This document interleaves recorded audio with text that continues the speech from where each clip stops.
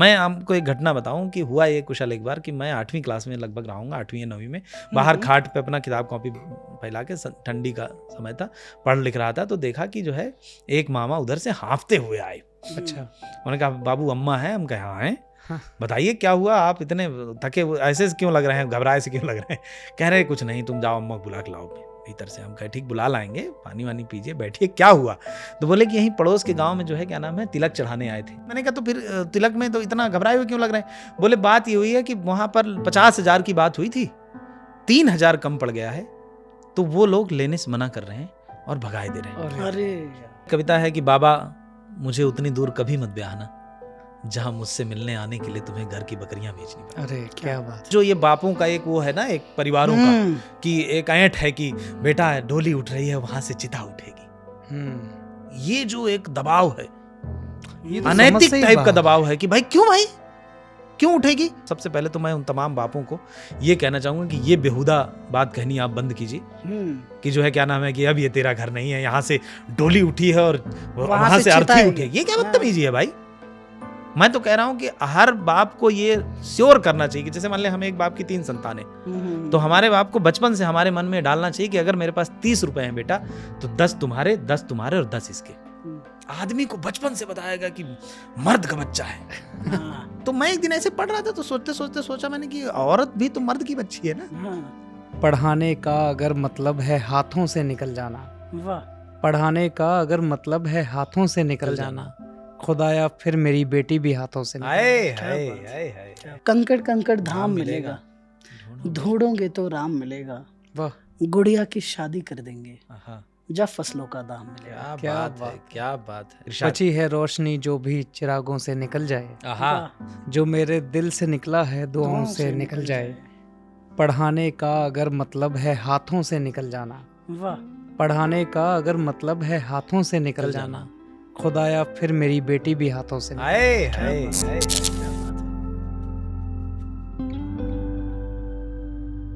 बड़े English philosopher quote है, do not wait to be perfect to start something good. यानी भैया कि किसी चीज़ के परफेक्ट होने का इंतज़ार नहीं करना चाहिए, उसे शुरू कर देना चाहिए।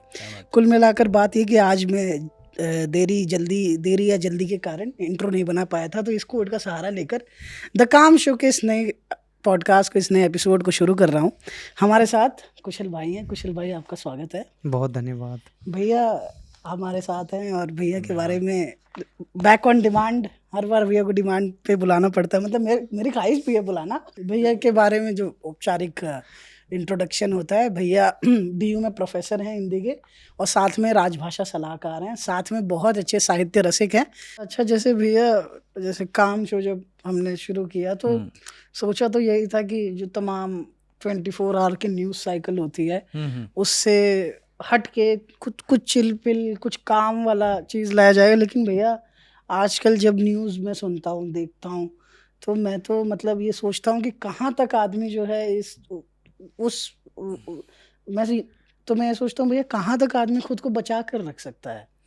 मुझे अली ज़रियून का शेर याद आता है भैया कि तुम उसका हाथ झटक कर ये क्यों नहीं कहती, तो बदतमीज है जो औरत पे हाथ उठाता है। क्या बात।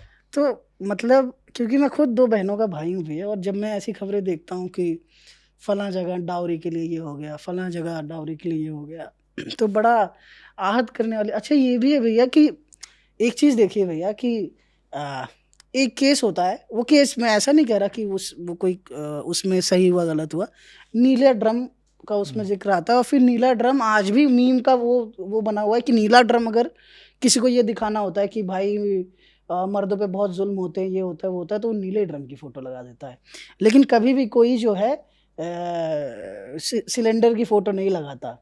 जब बेटियों को डाउरी के लिए मार दिया जाता है तो कोई बेलन की फ़ोटो नहीं लगाता, कोई किसी चीज़ की फ़ोटो नहीं लगाता, तो वो चीज़ नॉर्मल हो चुकी है।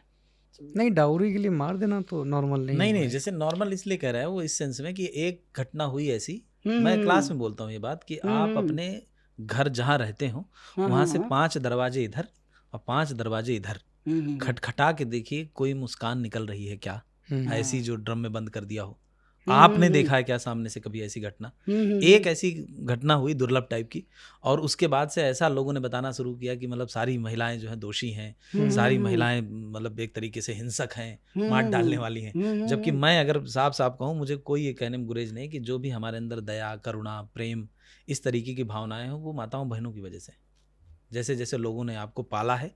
और ज़्यादातर गाँव में तो पिताजी लोग तो कभी एक निश्चित समय तक मैंने देखा कि अपने बच्चे को लोग गोद में नहीं उठाते। सही बात है। गाँव में अपने बच्चों को अपने माँ बाप के सामने या बड़ों के सामने उठाते तक नहीं लोग।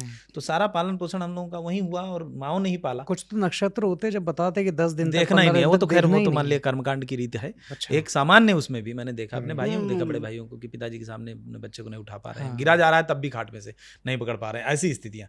तो ऐसे में सारा दायित्व माँ का होता है, और उसने हमको पाला, और इतना बेहतर समाज लाने के लिए माँओं का योगदान है, बहनों का योगदान है, बेटियों का योगदान।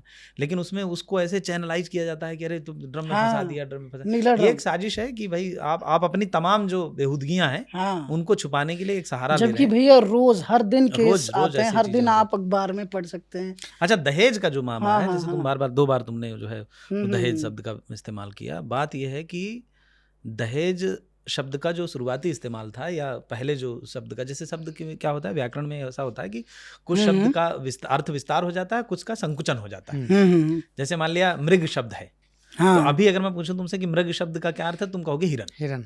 जबकि पहले जो है मृग शब्द का अर्थ होता था कि जो जानवर है वो मृग है, समूचा जानवर समाज जो है वो मृग है। हम लोग भी मृग ही हैं, इसीलिए कहा जाता है मनुष्य भी एक जो है कहीं ना कहीं जानवर ही है, क्योंकि हम मृदा पे विचरण करते हैं। हाँ, तो कहने का मतलब खैर उस पे इधर आते हैं।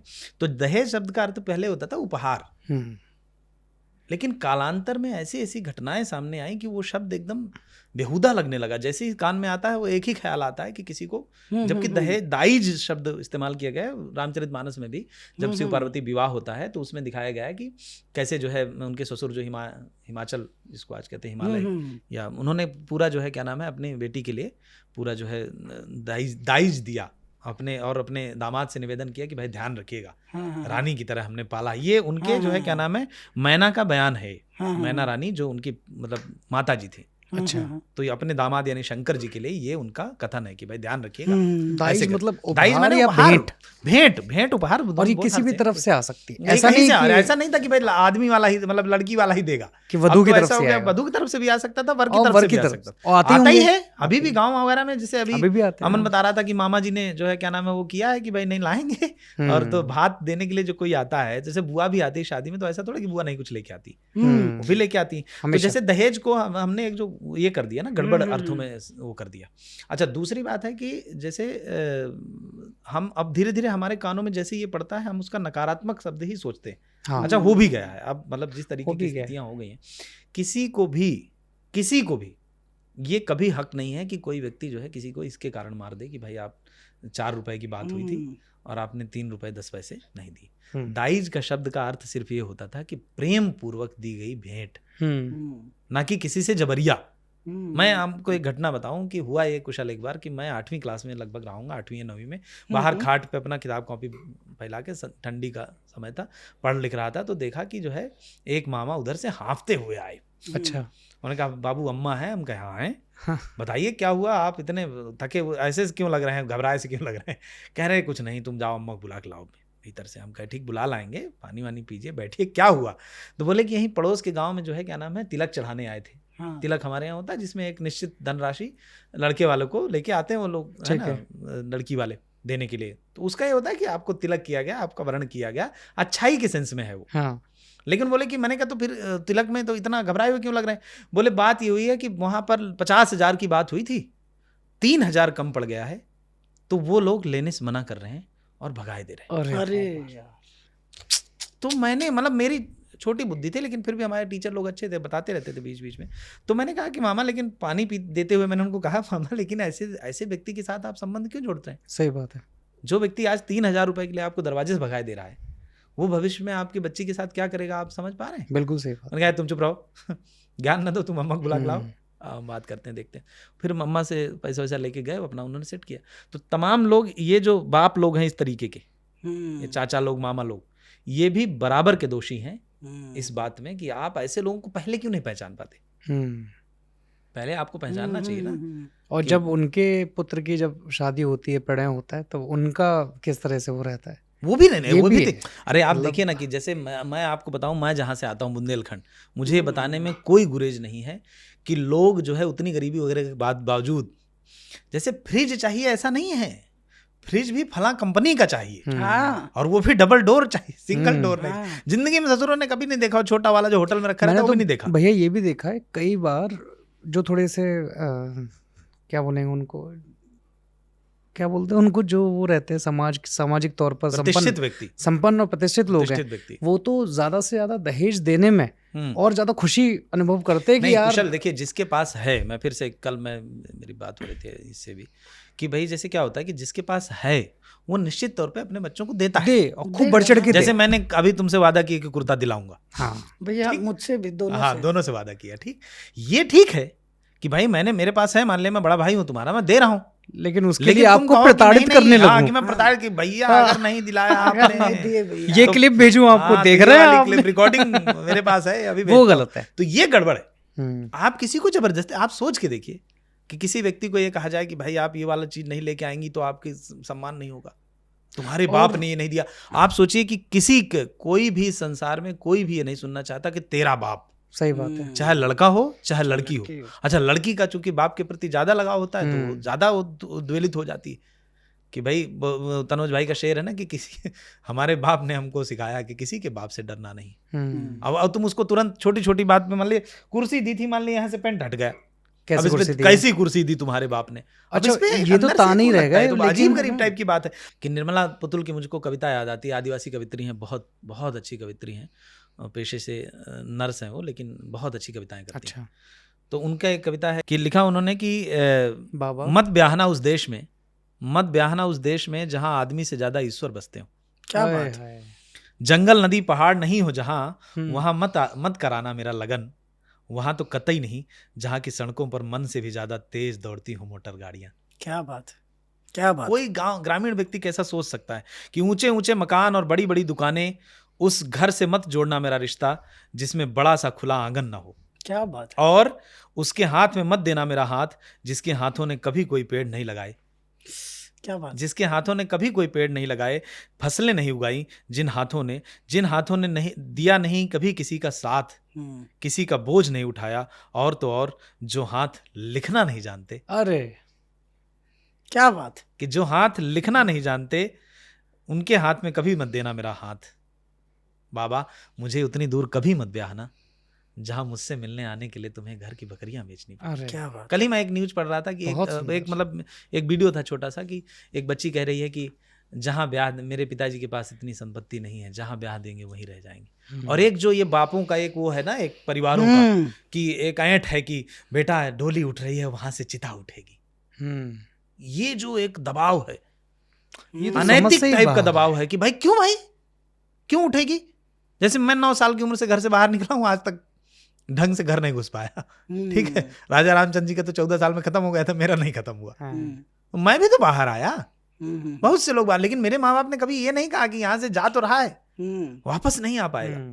इस बात को तुम, इस पीड़ा को महसूस करके देखो कि किसी को ये कह दिया गया है कि अब ये तुम्हारा घर नहीं है, जिसमें आप खेले कूदे रहे, एक एक चीज याद आती है आपको। जैसे हमारा जो कच्चा घर है जिसमें मैं पैदा हुआ, उसमें मेरे पिताजी कहते हैं कि इसको छेड़ना मत जब तक मैं जिंदा हूँ। मोटी मोटी दीवारें हैं, उसमें ऊपर छप्पर है और इस तरीके का एक भूसा रखने के लिए 2 तल्ला भी है और उसमें जो है रसोई है जिसमें दिया रखने के लिए अलग से जगह होती थी। उस टाइम पे मिट्टी के तेल का दिया रहता था। वहां से अगर जैसे हमारी दीदी है उसको आप कह दीजिए कि यहाँ कभी मत आना, ये कितना बुरा है आप सोच कर देखिए। और वो व्यक्ति जो गया है उसके, जबकि महिलाएं तो ज्यादा भावुक होती हैं, मैं ये कहते हुए भावुक हो रहा हूँ कि भाई मुझे ऐसे कैसे कह सकता है कोई। मैंने आज तक, मतलब मैं इतने दिन से घर से बाहर हूँ, मेरे भाई बंधु सब बहुत अच्छे हैं, हम लोग एक ही में रहते हैं, लेकिन उनमें से कोई किसी दिन मुझे ये कह दे कि अब तुम्हारा ये घर नहीं है, ऐसा दिन नहीं आ सकता। उसी दिन मैं अपने पिता श्री नागेंद्र प्रसाद शुक्ल को फोन करूंगा कि नहीं मेरा बंटवारा कराइए, जो भी 10-20 बीघे जमीन है उसमें से मेरा 2 बीघे दिलवाइए। मैं ऐसे नहीं कर सकी। ऐसे कैसे कोई कह सकता कि भाई ये तेरा घर नहीं है। तो मैं एज अ शिक्षक और एक समाज का जागरूक नागरिक होने के नाते अगर मेरे से कोई पूछे तो सबसे पहले तो मैं उन तमाम बापों को ये कहना चाहूंगा कि ये बेहुदा बात कहनी आप बंद कीजिए कि जो है क्या नाम है कि अब ये तेरा घर नहीं है, यहाँ से डोली उठी है और वहां से अर्थी उठी है। ये क्या बदतमीजी है भाई। मैं तो कह रहा हूं कि हर बाप को ये श्योर करना चाहिए कि जैसे मान ले हमें एक बाप की 3 संतान है, तो हमारे बाप को बचपन से हमारे मन में डालना चाहिए कि अगर मेरे पास 30 रुपए हैं बेटा, तो 10 तुम्हारे, 10 तुम्हारे और 10 इसके। ये आपस में तुम दे दो। जैसे मैं मेरे भैया को पैसे मिलते थे, बड़े वाले भैया को, तो वो अपने हिस्से के भी हमें दे देते थे कई बार कि तुम ले लो, तुम छोटे हो, कोई बात। वो अलग बात है कि बहन आपको सौंप दे, ये अलग बात है।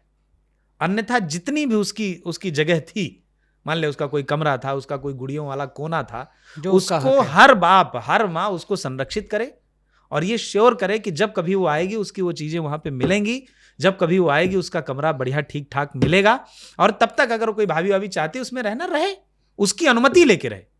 ऐसा ना हो कि वो भाभी के कृपा पर कोई महिला जो है वो है कि भाभी चाहेगी तो जो है क्या नाम है मैं जा पाऊंगी, नहीं तो नहीं जा पाऊंगी। तो ये बहुत ही गड़बड़ है। और जो हमारे जैसे नए लोग जो हैं उनको ये सोचना चाहिए कि अपने बच्चों को भी सिखाएं। और मैं तो टीचर हूं तो मैं क्लास में सिखाने की कोशिश करता हूं कि आप ये श्योर करें कि 2005 में संपत्ति अधिनियम आ गया था, मांगना पड़ रहा है उसको भाई। वो नो ऑब्जेक्शन सर्टिफिकेट बेचारी साइन करने जाती तैयार होके कि भाई को ये मिल जाएगा, आज भाई को दे दूंगी, ये भाई को दे दूंगी। भाई 10 रुपए के समोसे में निपटाए दे रहा है उसको। सही बात है। फिर भी उसको कोई कष्ट नहीं, कोई दिक्कत नहीं। और लोग जो ये मुंह उठा के कह देते हैं कि भाई पति का उधर उसको मिला तो हिस्सा, अरे क्या मिला? किसी दिन वो भी लात मार के निकाल देगा तो उसका अपना क्या है? एक निश्चित करिए आप कि 10 रुपए इसको मैं दूंगा और ये इसका रहेगा, तो वो सियोरिटी आएगी। कितनी तब जा करके जो है क्या नाम है चीजें ठीक हो पाएंगी। नहीं तो बेचारी महिलाएं ऐसी ही मर जाएंगी। ये कहने को है कि महिलाएं कंधे से कंधा मिला रहे हैं, किसका कंधा कहाँ मिल रहा है भाई? कहाँ उनको सियोरिटी मिल रही? आए दिन मुझे एक, मैं हमेशा बच्चों को कहता हूँ कि कई बार मेरा अड्डा में क्लास लेने जाता हूँ तो मैं बताता हूँ कि जब एक चुटकुला है, मतलब ऐसे मीम टाइप का, कि एक बच्ची जो है नीचे अपनी मोटरसाइकिल स्टार्ट कर रही है, कहीं जा रही हो, वो ये क्या नाम है स्कूटी स्टार्ट कर रही है, कहीं जा रही होगी, ऊपर से एक आंटी लटकी हुई है बालकनी में, और वो वहीं से वही लटके लटके, कहाँ जा रहे हो बेटा? तो कह रहे कि कॉलेज जा रहे हैं। तो कॉलेज तो 1.5 किलोमीटर ही है, रिक्शे से चले जाइए। तो वो लड़की पहले थोड़ी देर सोचती, फिर कहती कि आंटी जगह तो घर में भी है, वहां अंदर रही, बालकनी में क्यों लटकी हुई है? तो ये मुंहफटपन नहीं है, ये बदतमीजी नहीं है। अगर कोई आंटियां आस पास आपकी इस तरीके की रहती हैं, बेहूदी टाइप की, जिनको अपने बच्चों को छोड़ के दूसरे पूरे मोहल्ले के बच्चों की चिंता है कि फलनिया की बिटिया फलनिया के साथ थी, फलनिया के बेटवा फलनिया के साथ था, फलनवा पुलिया में बैठ के बीड़ी पी रहा था। एक बार मेरी माँ से किसी ने बताया, मेरी माँ बड़ी कूल है, मेरी माँ से किसी ने बताया कि जानते हो जिज्जी, हमारे यहाँ दीदी को जिज्जी कहते हैं। तो कोई एक आई चाची, तो उन्होंने अम्मा को बताया कि जानते हो जिज्जी, तुम्हारा लड़का पुलिया बैठ के बीड़ी पी रहा था। हमारी अम्मा बोले कि गांजा भी पीता है, चरस भी पीता है, तुमसे मतलब, हम खुद पैसा देते हैं। खत्म। उस दिन के बाद कभी उन्होंने कहा, लेकिन हम इतने डरपोक हैं कि कोई आंटी क्या कह देगी, इसमें मरे हुए हैं कि फलानिया आंटी, हमारी बेटी बेचारी बर्बाद हो जाए, बेटा बेचारा बर्बाद हो जाए, इससे हमें ज्यादा टेंशन नहीं है। हमें इस बात की ज्यादा फिक्र है कि फलानिया आंटी क्या कहेगी। अरे मरे आंटी चूल्हे में जाए, हमको क्या लेना देना भाई? जो 4 लोग देख रहे हैं, 4 लोग देख, उनमें एक वो औरत है। अरे कोई को तो जिनका काम ही यही है, वो जो काम नहीं कहते कि भाई 2 घंटे बुराई करने के बाद और जो है धूल झाड़ते हुए निकल, छोड़ो हमें क्या करना है, ऐसे लोगों से भी। और एक बात और, जैसे ये कि जो मतलब मेरा एक मानना है, दूसरा इसका एक दूसरा पक्ष भी है कि कई बार लोग कहते हैं कि भाई ऐसा ऐसा मार दिया, ऐसा। तो जैसे मेरे बाबा शिक्षक थे, वो अपनी बेटी के यहाँ जाकर रहते थे, कभी कभी पढ़े लिखे आदमी थे, तो तमाम गाँव उनको उताना देता था बिटिया के यहाँ रहते, तो कहते बिटिया भी तो हमारी है। ये क्या बदतमीजी है? तो ये जैसे समाज में ओशो कहता था कि जो है समाज में कह दिया गया कि जैसे लड़का कोई रोने लगता है तो उसको तुरंत कहते हैं कि, ओशो एक बार बता रहे थे कि आंखों की सुंदरता क्या होती है। तो उसमें वो बता रहे थे, जिक्र कर रहे थे कि लड़की की आंखें क्यों सुंदर होती हैं, मतलब जो लेडीज हैं उनकी आंखें क्यों सुंदर होती हैं और आदमियों की क्यों ऐसी मैली कुचली टाइप की रह जाती है। उन्होंने कहा क्योंकि आदमी रोता नहीं है, आंसू आ रहे होते हैं तो उनको वो, हम हैं असीरे जब्त, इजाजत नहीं हमें, क्या रो पा रहे हैं आप, बधाई हो, रोइए। तो वो कहता था कि जो है महिलाएं रो लेती, आदमी को बचपन से बताया गया कि मर्द का बच्चा है। तो मैं एक दिन ऐसे पढ़ रहा था तो सोचते सोचते सोचा मैंने कि औरत भी तो मर्द की बच्ची है ना, वो भी तो मर्द का ही बच्चा है भाई, हद हो गई, ये क्या बदतमीजी है। लेकिन बचपन से हमें वो सिखा दिया गया कि नहीं नहीं भाई तू मर्द का बच्चा है, तुझे नहीं रोना है। सही बात है। तो ये नहीं होना चाहिए। जैसे कुशल का कितना अच्छा वो शेर है, मैं चाहूंगा कि सुनाए कुशल, कि भाई अगर पढ़ाने का अगर मतलब है, बची है रोशनी जो भी चिरागों से निकल जाए, जो मेरे दिल से निकला है दुआओं से निकल जाए, पढ़ाने का अगर मतलब है हाथों से निकल जाना, वाह पढ़ाने का अगर मतलब है हाथों से निकल जाना, खुदाया फिर मेरी बेटी भी हाथों से निकल आए क्या हाय बात हाय हाय क्या हाय। बात है। अमन का भी तो शेर है। हाँ भैया वो शेर है अमन भैया। के तो कितना बहुत गाँव अच्छे नहीं शेर नहीं कहे कितना हैं। गाँव को दर्शाने वाला है, और कैसे जो मतलब किसान व्यक्ति है वो हाँ। सुनाया जाए एक बार। वो भैया शेर है कंकड़ कंकड़ धाम मिलेगा, हाँ ढूंढोगे तो राम मिलेगा, क्या बात है।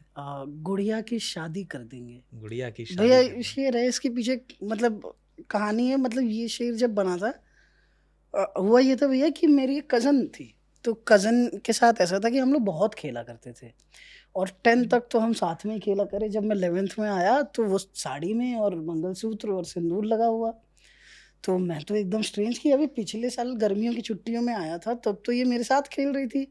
अब 11th में हूँ, 11th में क्या ही उम्र होती है, 16-17 गाँव साल। में कर देते थे पहले हाँ। शादी, अभी भी कर देते हैं। हाँ तो मेरी मम्मी थी साथ में, और तो जो मतलब दूर की कज़न थी, तो उनके पिताजी से पूछा मम्मी ने कि इतनी जल्दी क्यों शादी कर दी है।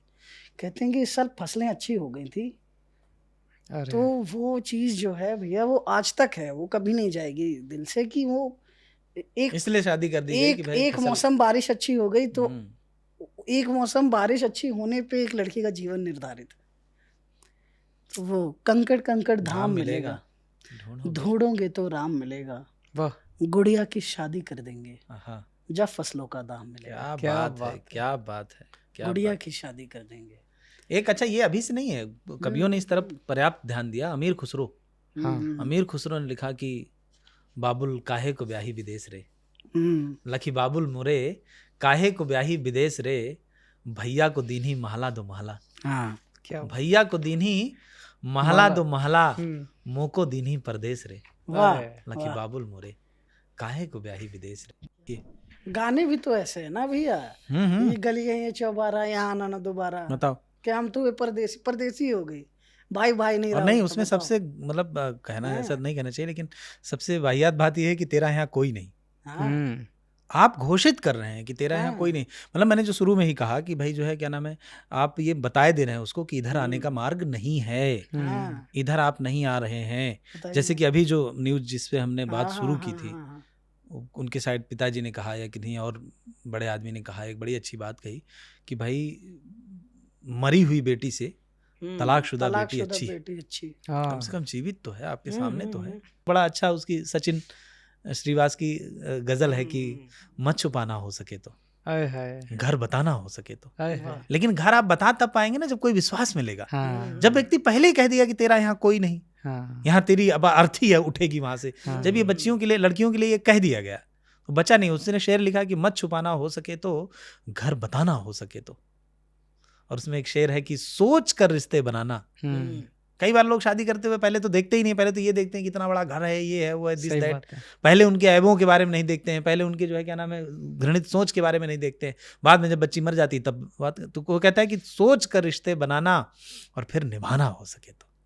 क्या बात है, सोच कर रिश्ते बनाना और फिर निभाना हो सके तो, और याद रखना जो कहा था भूल जाना हो सके तो। क्या बात। तो एक व्यक्ति के पास लौट आने का मार्ग होना चाहिए कि कोई भी चीज करके वो लौट आ सके, अपने घर आ सके। पहला संबल तो घर से ही जाना घर से जाना चाहिए। जैसे मैंने माता जी को उदाहरण दिया कि भाई किसी आंटी ने आके बताया कि आपका लड़का पुलिया बीड़ी पी रहा था, अम्मा बोले चरस भी पीता। ये कितना बड़ा भरोसा है भैया, अगर किसी लड़की को पता हो बस कि मेरे घर वाले मैं वो लौट कर अपने घर जा सकती हूँ। मुझे कोई चीज पूछनी होती मैं अपने सगे बड़े भाई से पूछता हूँ, कोई भी चीज पूछनी होती, क्योंकि उसने बचपन से मुझे भरोसा दिलाया कि मैं तेरे ऊपर हंसूंगा नहीं, मैं तुझे एक अच्छी राय दूंगा। जबकि भाई टाइप भाई रहते हैं कि ऐसा लगता है कि पता नहीं क्या ही कर देंगे, जबरदस्ती का भाई बनने के लिए गया तो उस लड़के के साथ तुम कैसे थी, उस लड़की के साथ तुम कैसे थी, तुम भी तो किसी लड़की के साथ थे। तो ये लोगों को लगता है कि हम तो किसी की बहन बेटी के साथ हैं, हमारे साथ कोई नहीं। भैया केदारनाथ सिंह साहब ने कहा था ना कि जाना हिंदी की सबसे खौफनाक क्रिया है, और मैं समझता हूँ कि सबसे अच्छी क्रिया या अच्छा वाक्य है कि मैं हूँ जो आप कह रहे थे। बस इतनी बात बोल दी जाए कि मैं हूँ। अरे ये चाहे वो भाई संबल के लिए है, हो, ये संबल है।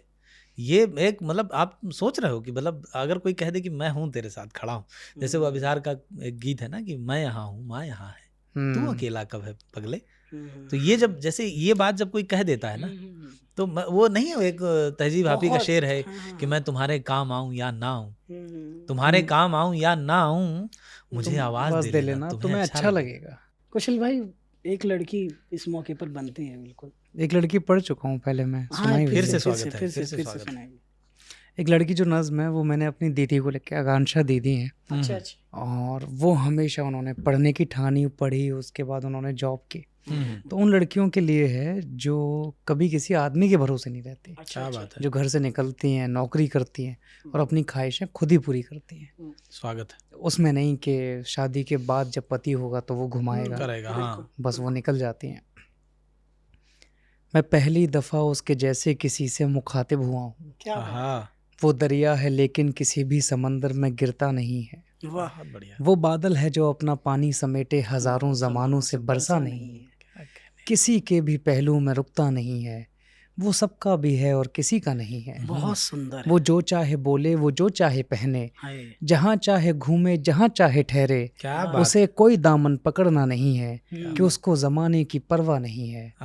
उसे रोज खुद की हिफाजत की खातिर किसी आदमी की जरूरत नहीं है। वो आजाद आंखों का सपना है कोई, किसी काफिले की बगावत नहीं है। उसे कुछ कहो तुम तो सर को झुकाना, उसे हुक्म सुनने की आदत नहीं है। मैं एक रात उससे ये बोला था हंसकर, तुम्हारा तो कितना सरल सा है जीवन, ना परवाह कोई, ना है फिक्र कोई, परेशानियों का नहीं जिक्र कोई। वहीं दूसरी ओर ये लड़कियां हैं, इन्हें जिंदगी का पता ही नहीं है। सिमटती हैं, घुट घुट के रहती हैं, लेकिन कभी खुल के जीवन को जीती नहीं है। वजह क्या है शहर की बाकी की लड़कियां डरती हैं, तेरे जैसी नहीं है। वो बोली ये दुनिया है मर्दों की जालिम, और औरत कोई चीज पिंजरे की जालिम। वो बोली कि तुझको सरल लग रहा है, वो बोली कि यूं जीना आसान नहीं है। कोई अपना हो या पराया, किसी ने यहाँ कुछ भी कहने को छोड़ा नहीं है। हम ऐसों की किस्मत में ताना है लड़के, ये दुनिया फकत एक तमाशा है लड़के। वो ये कहते कहते लगी खूब रोने, नयन वो हजारों थे आंसू समेटे। मैं शर्मिंदगी अपनी आंखों में लेके मेरी जात की ओर से उससे बोला, अगर हो सके तो हमें माफ करना कि हम तेरे जैसों को अपना ना पाए, कि हम तेरे जैसों को अपना ना पाए, कि हम तेरे जैसों के लायक नहीं हैं। पर इसमें हमारी भी गलती नहीं है।